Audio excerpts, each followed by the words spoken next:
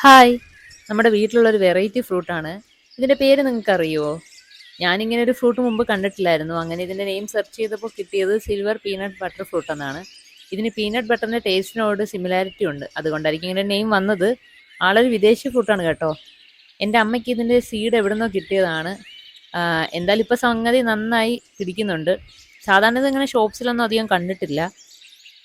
ഞാനിത് കഴിച്ചു നോക്കി. ബട്ട് എനിക്കൊഴിച്ച് ബാക്കി എല്ലാവർക്കും വീട്ടിൽ ഇതിൻ്റെ ടേസ്റ്റ് ഇഷ്ടമായി.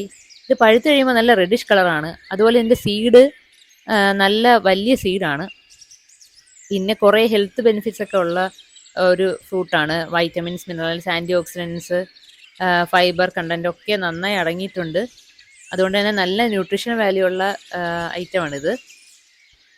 ഓക്കെ, അപ്പോൾ അത്രയേ ഉള്ളൂ. നിങ്ങളുടെ വീട്ടിൽ ഇതുണ്ടോ? ഉണ്ടെങ്കിൽ കമൻറ്റ് ചെയ്യണേ. Thank you. ടാറ്റാ.